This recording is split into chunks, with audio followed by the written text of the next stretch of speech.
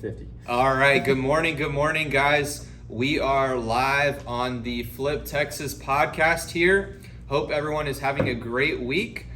We are with Rick Bressler with Katy Capital Investments. With the way the market is today, I love to talk to people who have been in the business for a while. Rick has been in the business since I believe 1980. Tell me again here. That shows how old I am. 1985 when I did my first deal. And never looked back. Well, I'm excited to talk with Rick here today. We're going to talk about a lot of different things here. Owner financing, rentals. He's actually a lender here with Katy Capital. So he sees what borrowers are doing, what fix and flippers are doing. I believe he's even an Airbnb as well. And definitely excited to get into it. Quick housekeeping here. Definitely make sure y'all give us a like, comment, subscribe. Let us know who you want to see on here and what your questions are. Also, we do have a free meetup, the Flip Texas meetup, coming on the 17th of this month. We will be at Eureka Heights Brewing Company in the Heights. It's going to be a great event. Look forward to seeing y'all there. Thank you, Rick. What's going on? How are you? Oh, man, doing great. Business is great. Thanks for having me on. Thanks for inviting me. Yes, sir. It's a pleasure to be here. So, the investor nation out there is going absolutely nuts. Despite everyone having problems finding fix and flips, it's amazing how busy stuff is out there. So we're just blessed to be part of it. And let's go. Cool. I'm glad to hear it. So let me just give a little bit about my background besides what we just said. So Rick Bressler with Katy Capital Investments. If you want to hit us up, probably the easiest is our website, katycapitalinvestments.com. We are primarily lenders. We're investors lending to investors. We do all kinds of, every kind of loan, fix and flip loans, both locally, nationwide. We can cover 100% of the purchase and 100% of the rehab, both locally and nationwide. There's qualifications on that. Of course, not everybody can get 100%, but for those who qualify, they can, which is pretty cool. I like the sound of that. We also do 30-year fixed for your Airbnbs or your long-term rentals. We also have 5, 7, and 10-year interest only for those of you who want to maximize cash flow. There's you do portfolio loans, so we can put up to 20 properties into a portfolio. We do new construction. Probably 35-40% of our business right now is new construction. Wow. People can't find fix and flips, so go ahead and make them. Just go ahead and build, right? So we can finance up to 90% of your total cost on new construction. So hit us up on that. And we also can do 5 to 20 door. I call it mixed multifamily, mixed use, 5 to 20 doors. So we can finance those as well, both on the fix and flip side or on the refi side. So there's not much we can't do in the residential real estate space. We don't do the conventional loans. We just primarily do the non-QM on the long-term stuff. Okay. And the non-QM means if you have a FICO score over 700 and you've got the liquidity to do the deal and you've got a deal, we can fund you. No tax returns, no pay stubs, no debt to income ratios, no limits on how many you can do. So right now, if you can get conventional financing, that's going to be a little bit cheaper now. But if you can't get conventional, we are absolutely the next best thing. I love it. What are you seeing on some of these, on some of the LTVs on a non-QM product? Because I know some people, they say, yeah, we'll do 80, and then I know some people are even down at even 60% LTV. I guess it depends on credit a little bit too, or what's your usual? Well, if it's a purchase, 80% is pretty standard. 80% loan to value. If it's now when you do refinances, there's 2 types. Okay. There's what they call rate and term, which doesn't have to give you any clue what that really means. And then there's a cash out. So a cash out is simply a cash out. You can get up to 75% on a cash out. I have one program. If your FICO is over 760, we can do 80% on that Wow. cash out. Most cash outs over 75. Almost every lender will do a rate and term. So rate and term means the payoff plus all closing costs up to 2% of the loan value back. So if you had $200,000 loan, you can get up to $4,000 back, all your closing costs. That means title company, escrows, fees, everything, That and the helps. payoff. So we can wrap everything up to 80%. That doesn't ever hit 80 very often because all those numbers have to add Yeah. up. But we do, but the rate and term also gives you a slightly better interest rate. The FICO scores definitely help. If you're going to be a real estate investor and you want to start using other people's money, you got to get your FICO scores up. 760s and above enjoy great terms and rates. As the FICO falls, so does the interest rate, so does the leverage. But we also can do non-recourse. Really? So I non-recourse. don't know if I've heard of that before from these non-QM products. Yeah, you just haven't been listening. So we can do non-recourse. Now the leverage, It's gonna go down. I guess neutered, right? Probably a bad word. You have to cut that one. You have to cut that one out. But the leverage goes down, especially like if you have an IRA. We can lend to IRAs, but the max leverage is 65%. Because Okay. if there's no recourse, there's more risk. Yep. But we've got some borrowers that it just, for whatever reason, they want a non-recourse loan. Maybe they've been through a 2008 before, or been around the block as long as you have. Now the good thing about them, I think it's a good thing, bad thing about these loans these loans normally do not show up on your credit report. So your Fannie and Freddie loans show up, but these loans usually do not get reported. So that's why you perform on these loans. It's great, but a lot of people like that fact that these non-QM loans don't get reported. Mm-hmm. So, for the non-recourse, you're giving up 10 to 15% leverage. Mm-hmm. You could get 75 to 80% if it was recourse. Yep. You're going to go down to 65%. But to some people, that's all they want. Okay. And if you're an IRA loans to an IRA entity has to be non-recourse. And so we have loans for that. Okay. Cool. Well, yeah, I'm excited to get into it. I also want to talk about, I know you have just so much experience on the investing side, lending side. What's going on with rates today? I know a lot of people are even freaking out, Rick. They're saying, "Hey, I'm not buying anymore when these rates are going up." And some people are saying, "Hey, you're stupid for not buying." And it's kind of crazy out there. What are you seeing with like what your borrowers are saying about the interest rates and the market and some of these things? So what happened? All right, people get a little confused about what the government's doing. Right, the government was doing two things. The Fed rate they had down like 0%, Mm-hmm. or just a fraction. But the Feds were also pumping in $80 billion a month into the bond market. Okay. All right. So when you're borrowing money comes from basically maybe four sources. One's private money, but there's not really good private money for long-term financing. So money comes, you get bank financing. Okay. Bank financing. There's a lot of insurance money out there. Yep. Okay. But most of the stuff is going to be sold as a mortgage-backed security. They're going to bundle these loans and they're going to sell them off to the bond market. Okay. So that's where most of the non-QM money goes to. So the bond market, since the government was pumping in all this money, they didn't require much of a return. So that's why we had historic lows. The rates basically follow the 10-year treasury yield. Okay. The 10-year treasury yield was almost nothing because the government didn't require a return. So not only is the Fed going to start bumping up rates, I think they've announced maybe 11 total rate hikes over the next couple of years. They also are stopping the money they're putting in the bond market. So when they take $80 billion a month out of the bond market, investors have to make up that vacuum. Investors don't like 0.1% returns. They want typical treasury, so ever since the government stopped pumping money into the bond market, and I've got a little slide here just for Ben, so you can see what I'm talking about. But as the treasury shot up, interest rates have shot up with it. So you're saying the treasury and the bond market is the direct correlation between what's going on with interest rates today. They track each other.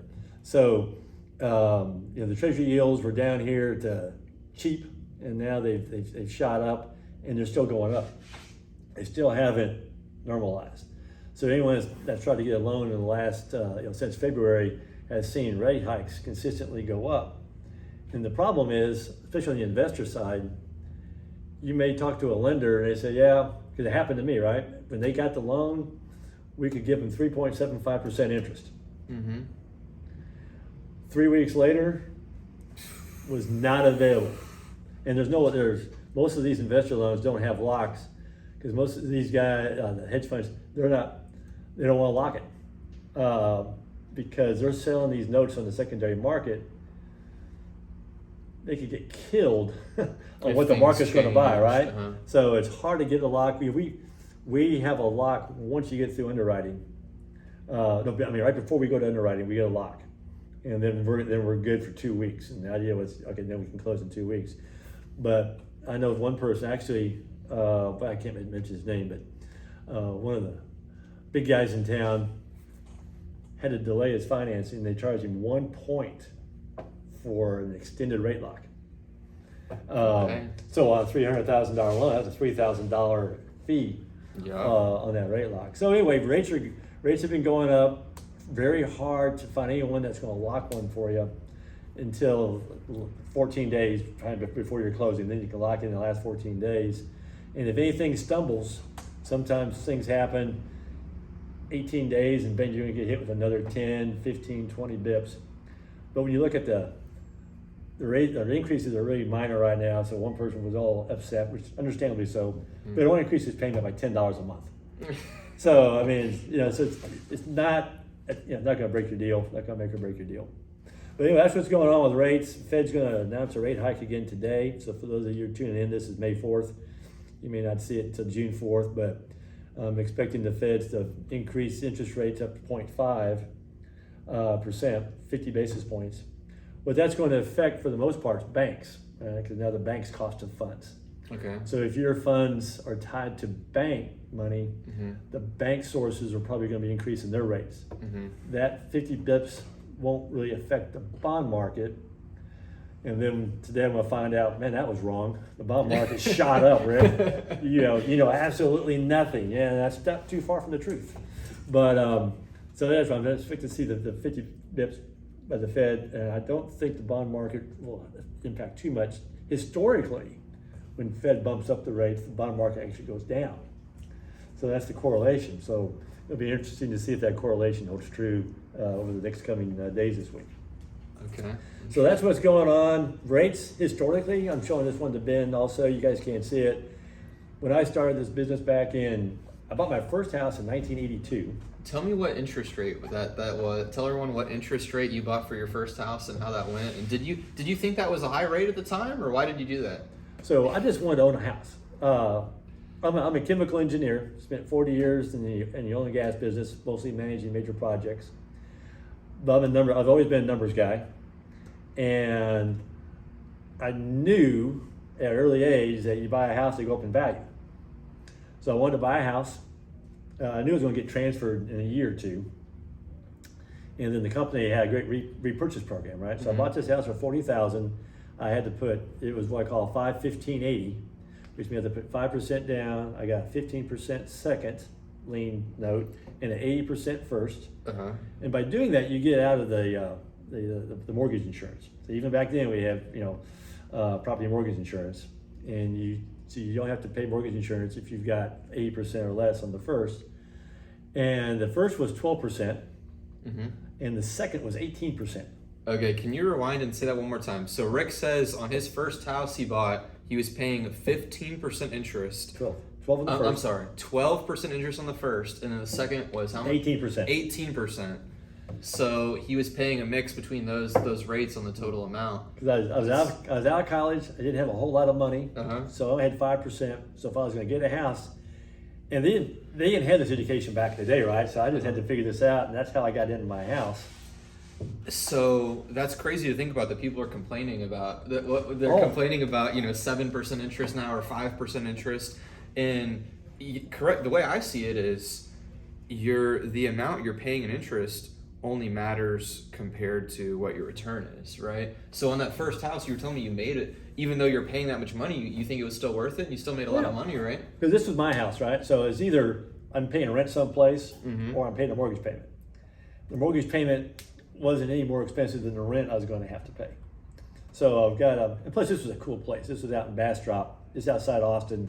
Ooh. It was a golf course community, deer. It was a cool place to live, especially if you're my age. It was just a great time to be alive.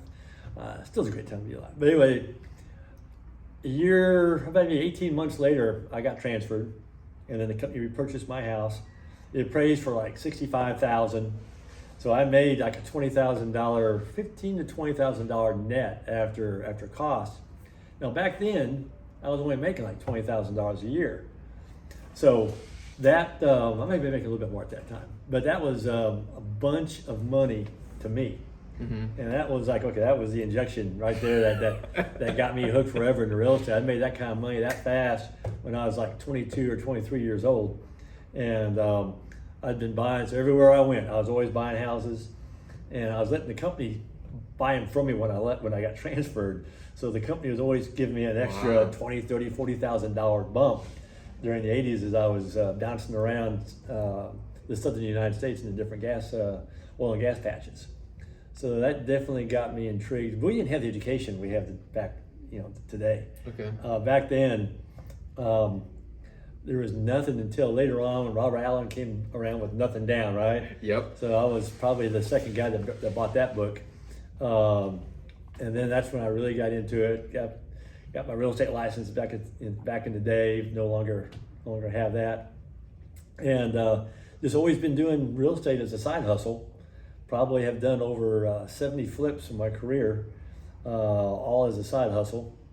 And so for those of you who want to get into real estate, I recommend keep your day job, flip as a side hustle, keep some rentals, and then get into real estate. Don't try to quit your job and get into real estate. I think Ben can testify. That is a tough way to do it, especially in today's market. I mean, I'd be lying to y'all if I told y'all it was easy, and flipping houses isn't easy. You can make a good amount of money doing it though, but you have to learn. It's like any other business. You have to learn all the different steps. So we're kind of diverging here. But anyway, that's so we were up 18% when I started. So let's look at this historic chart. We're still at basically the bottom part of the all-time lows, right? We're in that bottom part between 3 and 5%. It's been downhill for me ever since. Rates kept getting better and better and better every year I was in real estate. For those that kind of got in the game the last couple of years, you're thinking the sky's falling. We're just getting back to normal. And I've got another thing about affordability that I could do on some other show or whatever, where I can show you where the affordability today is still at or below where we were in 2017.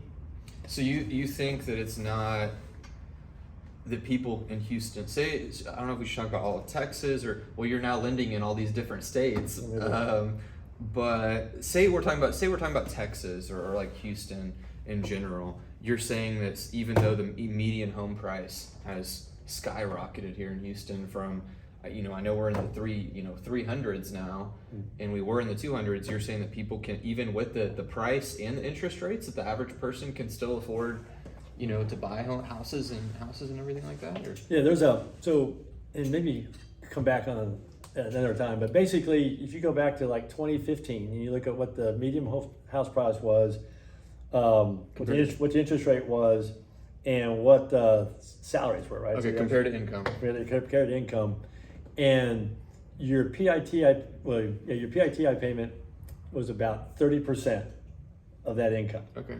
Now, based on that salary, you look at the appreciation on houses, but you look at the interest rates, especially, so back before the big hike, that 30% went down to like 18%. So the houses were super affordable. We had the lower interest rates, even though houses had appreciated. But now we look at, okay, we got another couple of years of appreciation, Interest rates have kind of come up, but those salaries have also come up. Mm-hmm. And if you look at the salary, you look at everything, we're about where we were back in 2015, 2017 timeframe as far as affordability goes.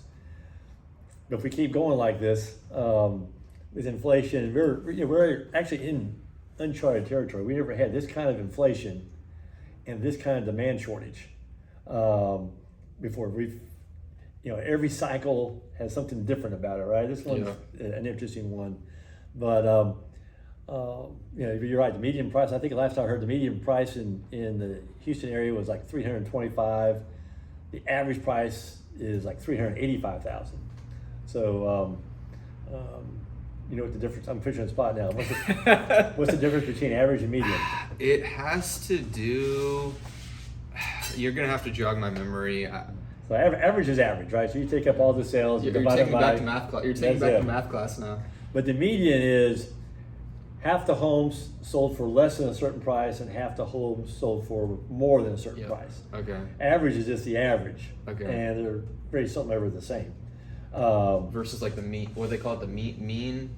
And you got the mean, the median. So then you get to statistics now. So we're not going there. Everyone just logged off. So, but that's super crazy. Is that we are at 385 on average, but the mean being 3.25, 330. So that's just and it's not slowing. The pace of the pace of appreciation is slowing down, but we're still appreciating like crazy. So when they say that appreciation is slowing down, that means nothing. They talk about the buyers maybe not being as prevalent as they were. Well, that means that a house doesn't sell in 24 hours; it just sells in 4 days, which is still amazing. Days on market are still unbelievably low. I know this is a big topic here. I know you're not. I know that Rick, you're not the. Even though you've been through multiple market recessions, multiple market dips, I know you're not the can't guarantee, hey, this is what's going to happen in the future, right? But if we were to see a dive in the market potentially, what would have to happen first? Because I have my opinion. What would have to happen first on a data and analytics thing if the market were to go? Because some people think, it's going to take a crazy dip in the next year or two. What would have to happen first, do you think? Or do you think that would happen? Yeah. So there's a guy I follow. Y'all try to follow him. His name's Barry Habib. He's kind of the guru economist when it comes to real estate. I don't know if you've ever heard Barry Habib. No. So you go Google YouTube. Go do Barry Habib. He's got a couple of fairly recent YouTube videos. He's very good at data, and I share this stuff at my meetups and other events that I hold. So I got a meetup, by the way. He's got one on the 17th. Yep. We have one on the 4th Wednesday of every month at Quest. People start showing up around 6:30, networking. We start getting into cool stuff, cooler than this. Every Wednesday, come by Quest. We got food and drinks, and it's a good party. It's kind of I like to call it the information you don't get anywhere else type of stuff.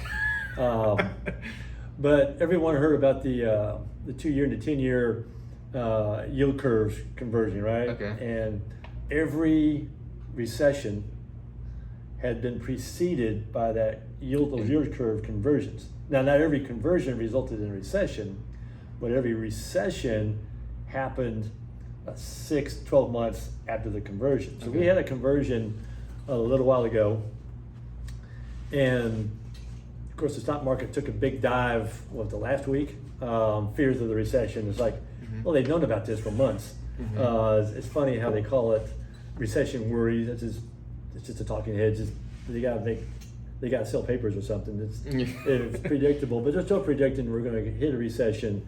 Could be as early as the 4th quarter or next year, but then maybe not, because all the indicators, and there's a bunch of indicators that kind of like green, yellow, or red. Red means we're in trouble. Green means we're fine. Previous recessions, there's like 9 out of the 10 indicators were red.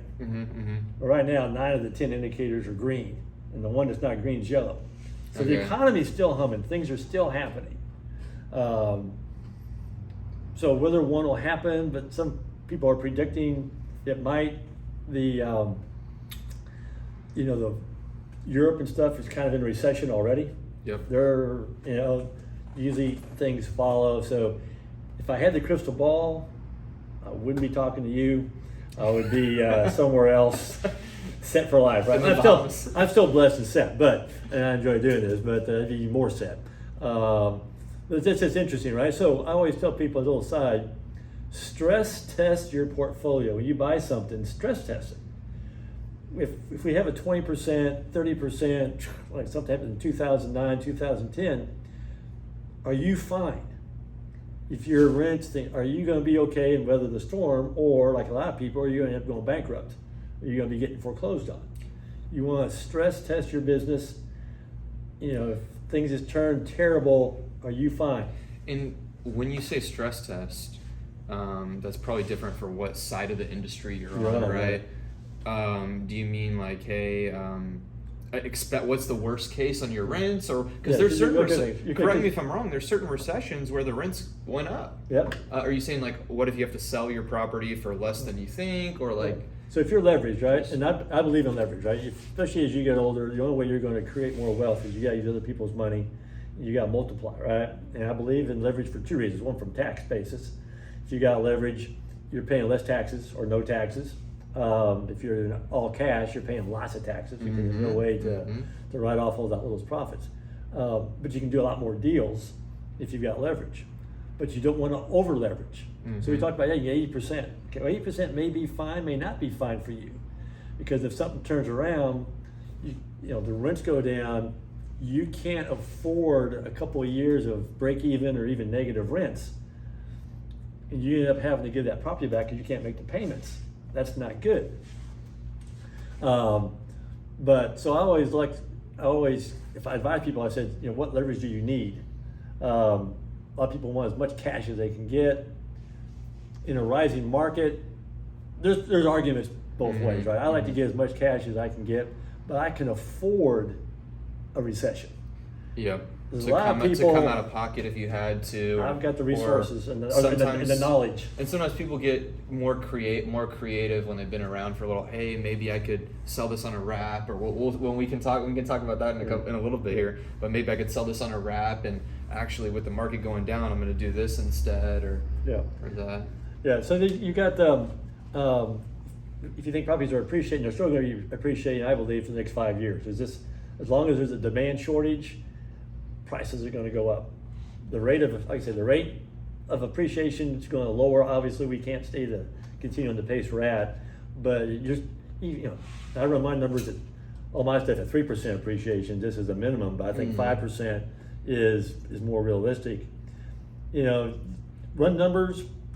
You always call me and chat. We can always go. Everybody's situation is different. There's no one size fits all. But depends on your situation, where you are. Are you Ben's age? Are you 10 years old? Or are you my age, 110? What's good for Ben, what's good for me is not the same. So it depends on where you're at in your cycle, what kind of pockets, what's your goal. So, but leverage is key to your success. It just depends on how much leverage. And you never want to be in a position where you'd be foreclosed on. Because that will ruin your investment career. You can still get things done on the private money side, but institutional money is so much cheaper. You'll do so much better using lower cost funds. So do you recommend just like running your ARVs more? So you said your cash flow numbers more conservative, ARVs more conservative. Maybe even toning down the leverage as well. Any other like tips or tricks? Well, vacancies. Tricks for this? You might have more vacancies. If things happen, if you're doing Airbnbs, when does that market get saturated? There's everybody and their brothers now doing Airbnbs. Can't blame them because of all the hype and stuff out there, right? Some people are more successful than others on their Airbnbs, but there's going to be a point where you can't Airbnb everything. Correct, and I'm not the Airbnb expert. We're going to be talking about that on the 17th of the meetup. But from what I hear, it's very area specific. So, I had an Airbnb in Galveston, nobody else used to be Airbnb being out there, and I'm making $10,000-$15,000 a month, and then all of a sudden if there's 10 other Airbnbs that moved into the market, but there's still, from what I hear, there still are some areas where, hey, maybe there's not as many Airbnbs, where there's still like opportunity. Yeah, so that's the secrets on Airbnb, how to do your analysis. Because we got one we're putting on the market on Bolivar ourselves. So we're mindful of that, but I want to be sure that that's going to be a good, of course I buy differently. I like to buy property where I like to go on vacation. So I can use it, and when I'm not using it, I've got it for rent, right? So it's always paying for itself. So I got one lake, I got beach, I've got one by the hospitals. What lake you have? Lake Austin. Okay. Oh, nice. Yeah, so that was sweet. Go to my we'll go to our website or go to our Facebook. You can rent that place. It's a beautiful place. The pool's right outside the patio. The lake's right outside, just past the pool. There's cliff diving out there. It's You have to show me that place. paddleboarding and stuff. Deers out the wazoo. Yeah, it's beautiful. We try to get out there every chance we get. So that's the kind of stuff I like to do. I'm more of a vacation rental kind of guy. Okay. Because I like to go places and have, you guys probably understand. Whenever we go, my wife and go someplace, we're sick because we're always looking at the real estate. We go to Galveston, we're in the Strand. Oh, here's the building. Shoot, what if we could buy this building? It's like, we waste so much time. What if we could buy this and what if we could buy that? But I guess it's if you have a partner that's really into it, that helps your business quite a bit. Fortunately, my wife's better at this than I am, so she's pretty amazing. She's what really makes Katy Capital go. I'm just a big mouth behind the mic that tries to promote it. Awesome, I love it. That's incredible to get to work with that. To get to work with family. I definitely want to do that. So I know let's talk about the owner financing, because I know you're doing owner financing. I want to do more of that, and then I've also think in general, if we did have some weird shift in the market, I would think that this strategy would really shine. Is that what you would kind of think as well? And when do you think is best? Good times to use seller financing. Why seller finance? Why owner finance? And then why owner finance or seller finance? Okay, well, we'll touch into that because we got to 4 more hours. Good. So, but I want to kind of tee it up a little bit more than that. Okay. Just a couple of little facts. 80% and maybe even more now are self-employed people. 90% of the people who want to own a home cannot qualify for a mortgage.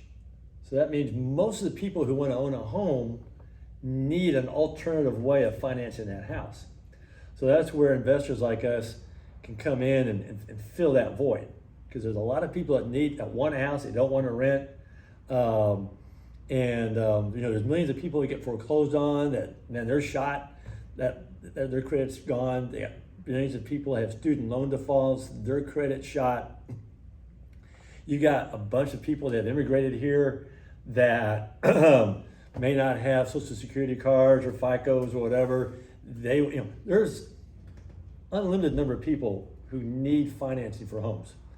So seller financing makes home ownership possible to the millions who otherwise never could do it, right? So that's why I like thinking of it as, we're providing a service to people, right? And there's room for a win-win-win on this stuff. And the people I've done seller financing to are people that fall into that huge category of people, Okay. right? So Like there's maybe contractors or contractors, all kinds of different types of people. Huh? all kinds of different people who are 1099 employees, Okay. got their own businesses. If you're a business owner, your goal is to write everything off and not pay taxes. Yep. It's terrible if you have to show $100,000 a year when you don't have to, otherwise you wouldn't. You've got to pay tax on that $100,000 just so you can qualify for a mortgage. It's like, so they got to pay all these taxes and it's like, so that's why the things we've got today, this is like, to me, the best time to be doing real estate because of the financing options that are out there, especially with the non-QM loans out there. For you guys that don't know about non-QMs, hit me up. It is the best thing since sliced bread. Really gotten big the last 3 years. Most people know about them, but there's a lot of people who don't. And so there's basically six ways that come to mind to do seller financing, right? And some of them are kind of related. You might call it three with an A, B, and a C. But obviously the best thing you can do, which is the hardest to do, is if you can find sellers that don't want just carry a note, right? So you can just walk in and get a note from a seller for maybe 10% down, and he'll do a 90% loan to you. And now you can wrap that, right? You are basically in, but those little dreams don't happen very often. Yeah, we get those on occasion, very occasionally. So I have one that I'm doing now in East Bernard. It's like an elderly couple. But yeah, those don't come across usually every day from what you've seen as well. But you have to ask. I mean, you're negotiating. You can't, that's where you're, being across that kitchen table, being able to get that relationship and talk to them. What are you going to do with that money? Put in the bank. You're going to put in the bank, and what do you think you're going to get on it? 1%.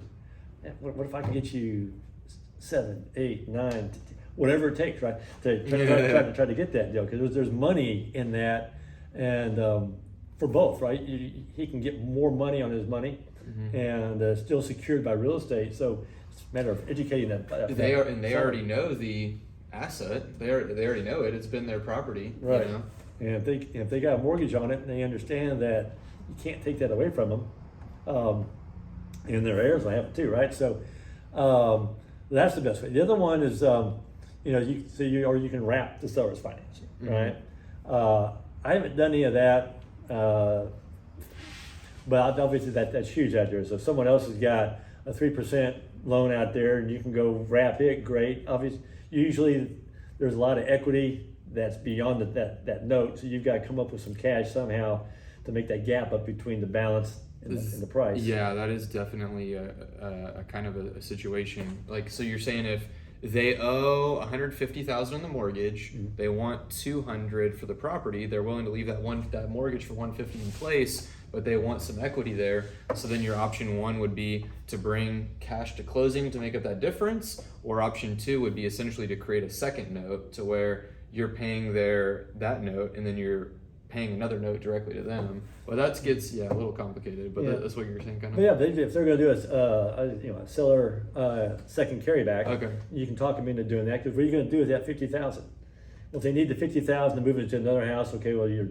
not much you can do there. But if they just going to put it in the bank, you find out what you're going to do with that money. Maybe you can give them a better alternative, and then now you got those, and those could be wrappable if you got it for a good enough price. If you got it for, if you weren't, you got it for $200, but it's still worth $250 on a seller finance, and your note isn't for 10%. Yeah, right. Because if your note's for 10%, I was talking with my friend Keith Moore the other day. Have you talked to him recently?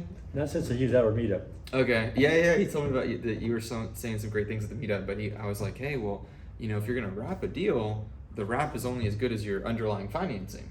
Right, so if you're getting a loan at 10%, and you're gonna wrap it at 11%, or 10%, you're gonna get a deal at 10%, sell it at 10%. Where's your so money at?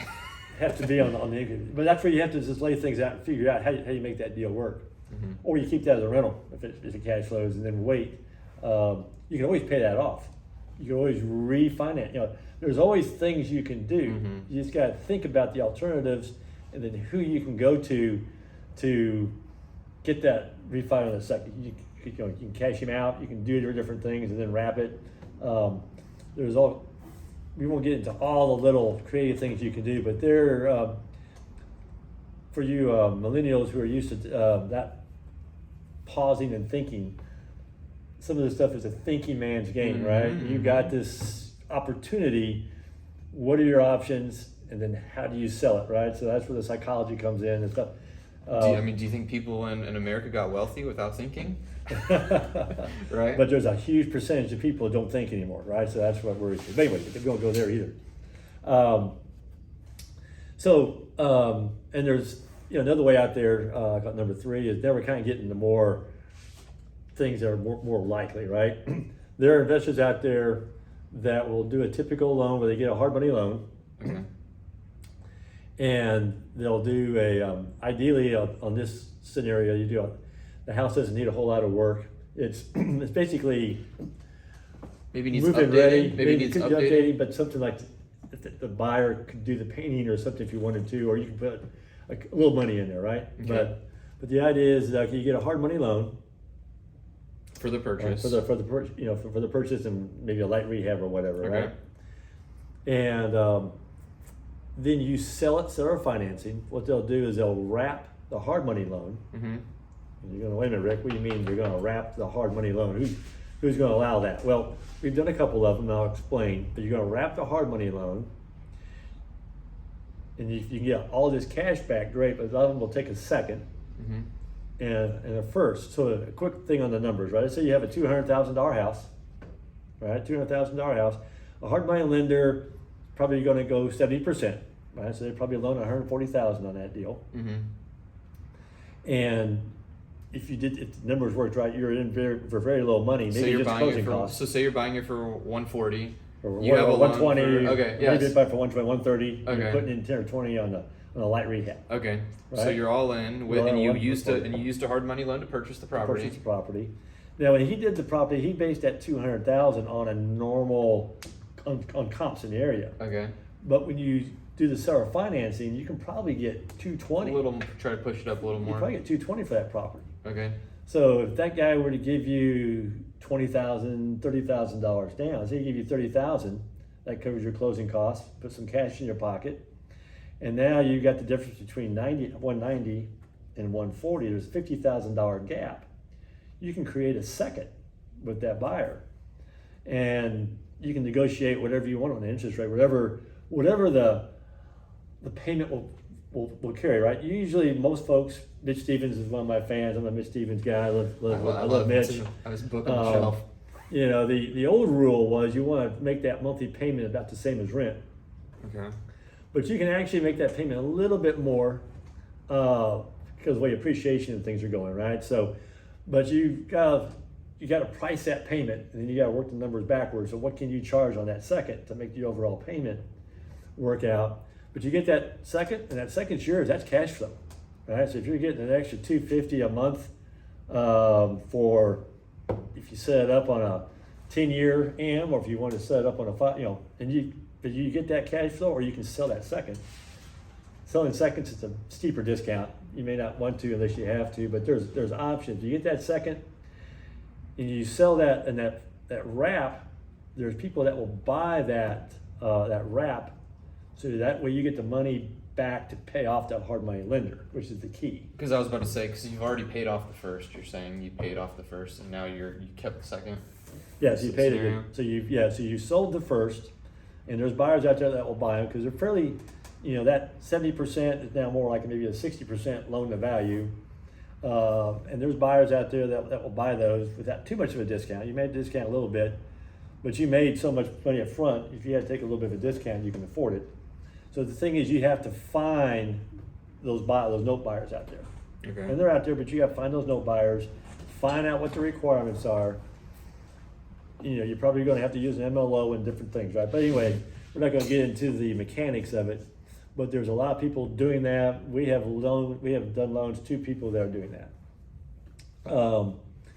The other one is this wrap private money. So I call that the Mitch Stevens method, right? So Mitch is out there.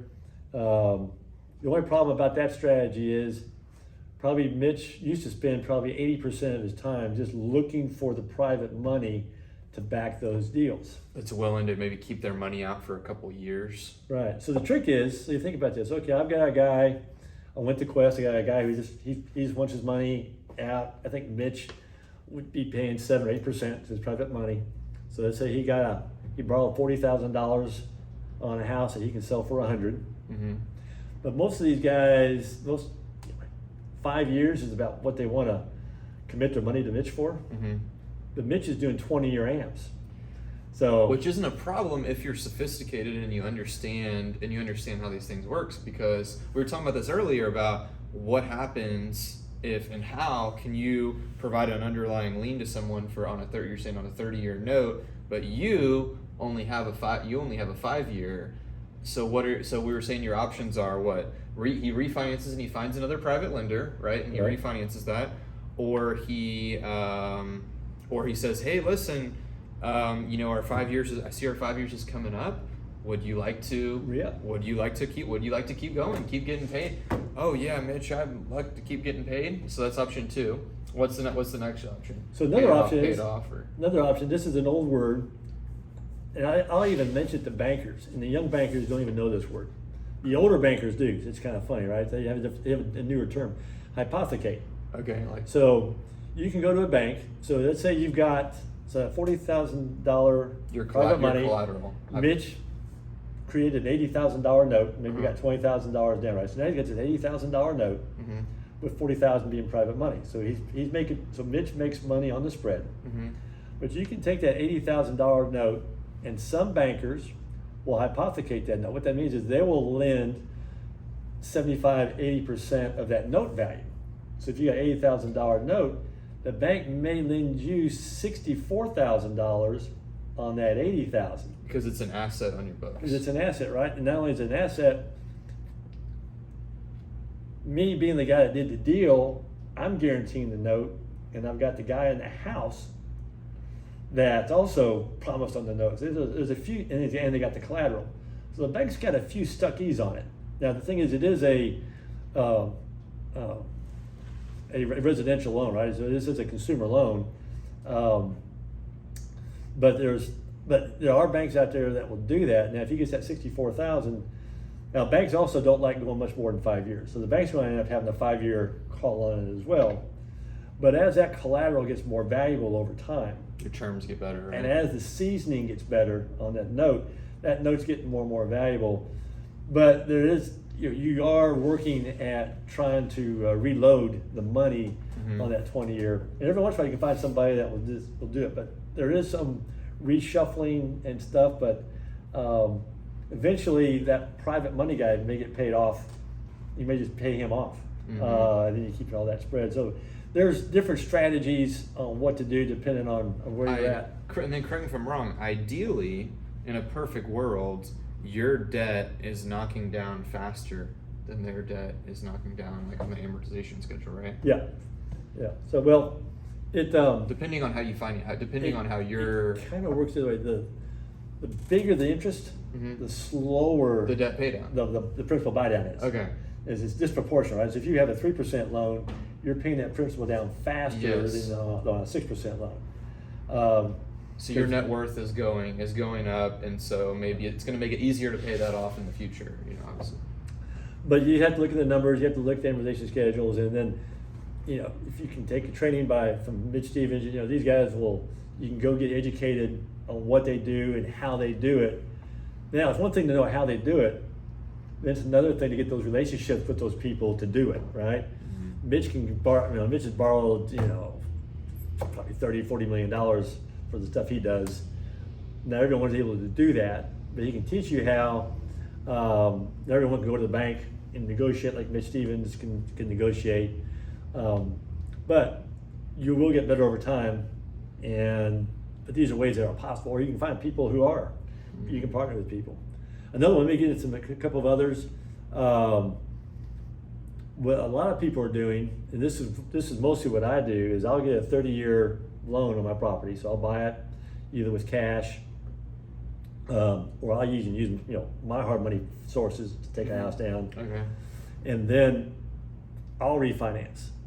Sometimes I'll refinance right away. Sometimes I'll refinance later. Just kind of depends on my cash needs. Into a bank product or a non-QM product? When I was working, I'd get conventional loans. Uh-huh. Now that I'm not working, the non-QM products. The Okay. non-QM is almost as good as the conventional today.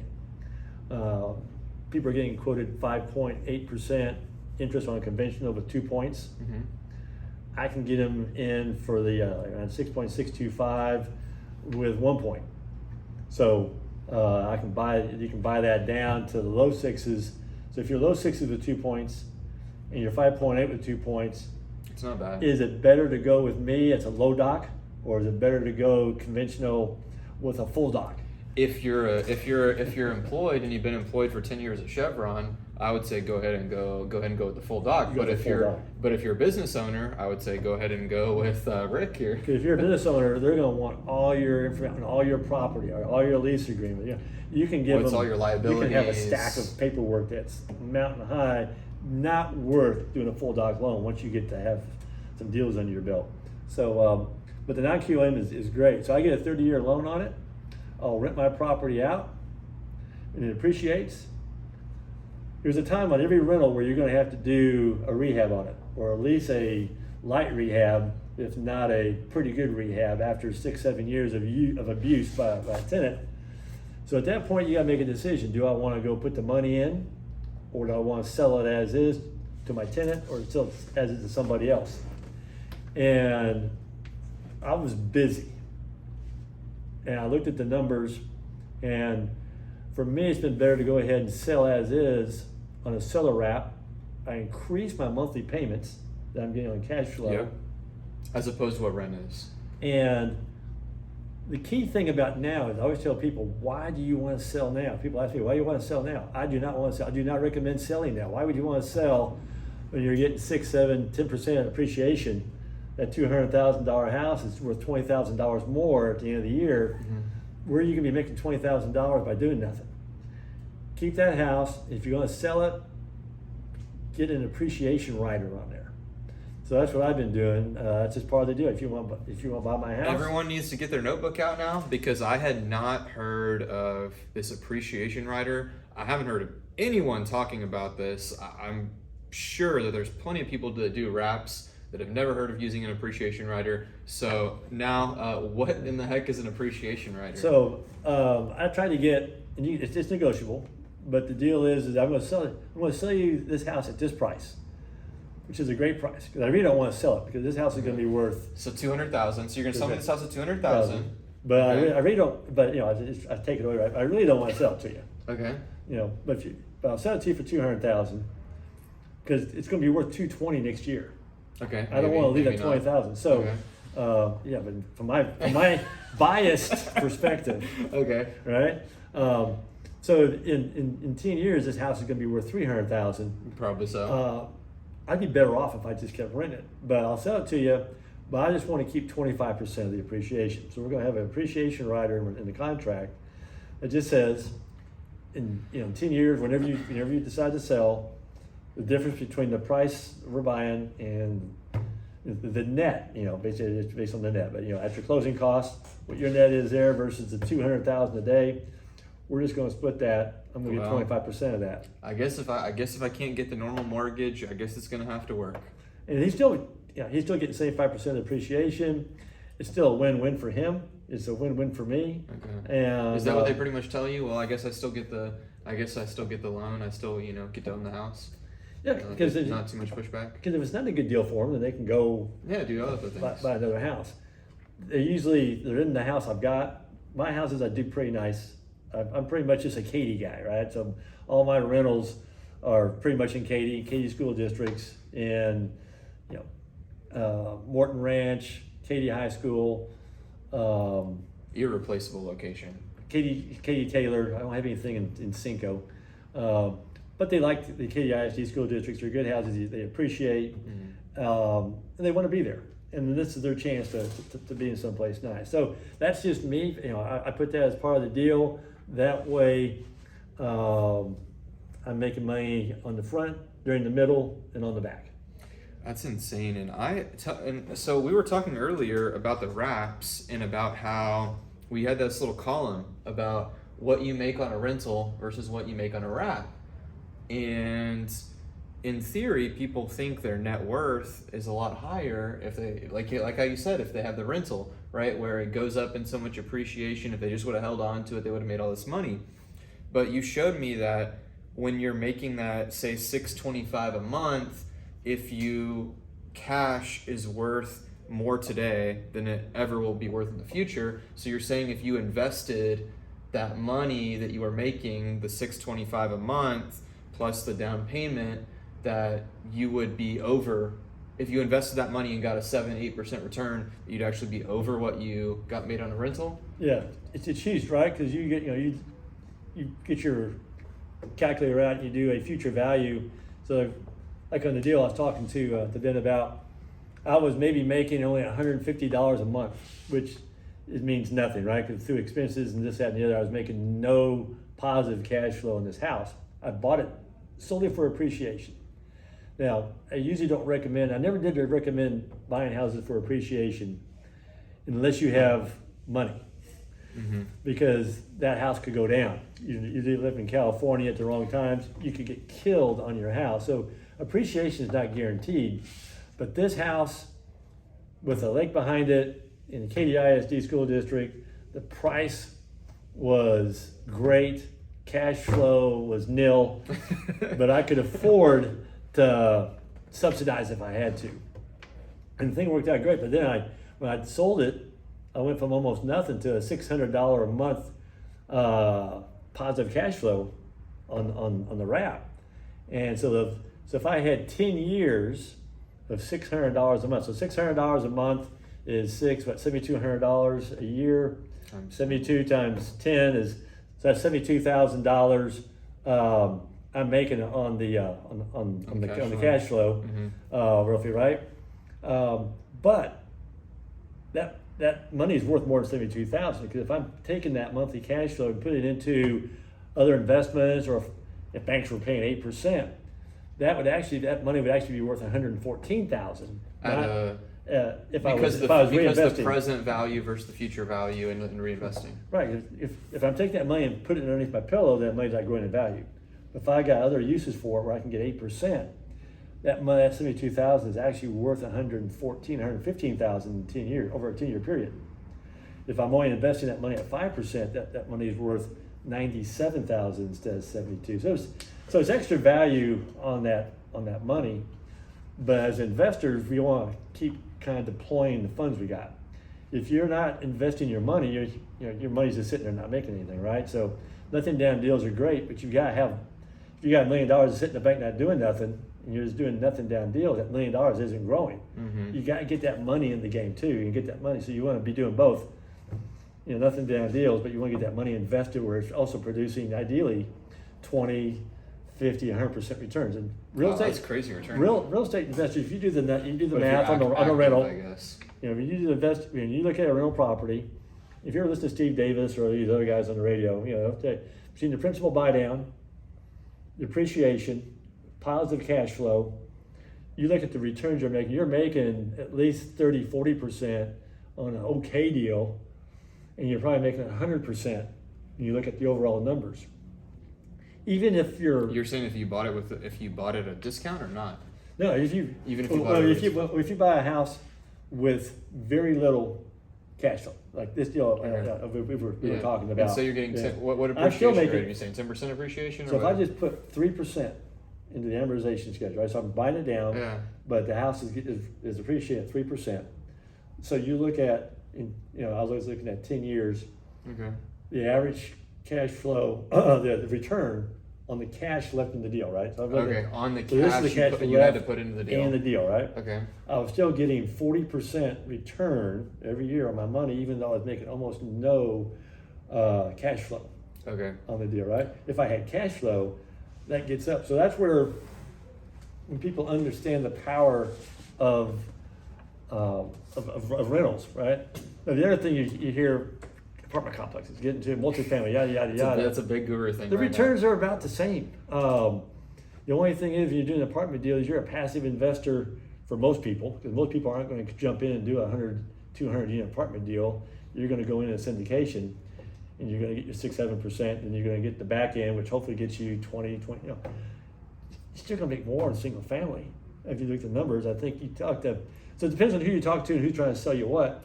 But you got to learn your numbers. So that's what's great. If you come to our meetups, we talk about the numbers. If you don't like numbers, don't show up. But if you're going to be in real estate, you got to understand the numbers. And when you understand the numbers, I think you'll make better decisions.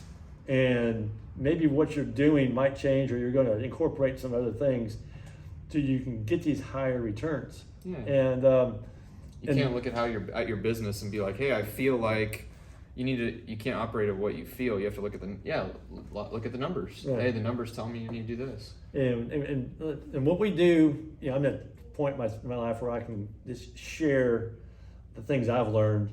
We don't charge for this kind of stuff, right? All we hope to do is earn your business doing the loans. But what we bring to the table that a lot of people don't is we've got this experience as investors. We've got, I think, really good experience, just about as good as anybody. And we can help with your investments. And we can kind of, based on what you're trying to do, we can kind of guide you, right? And that's just what you get with us, right? There's lots of good lenders out there. I mean, there's guys that hold monthly meetings that, Eddie Gant's one of the big ones out there. Yeah. No one's more knowledgeable. There's a lot. The fortunate thing about Houston is we got a lot of really great people. Tom Berry's great. Eddie Gant. There's a bunch of great folks out there. They all do good stuff, and you want to tap into those resources. We're not at their level. We not really want to be at their level. They've done great stuff. We're fine with our niche, but I think I'm more accessible than some of these other guys. These other guys, Yep.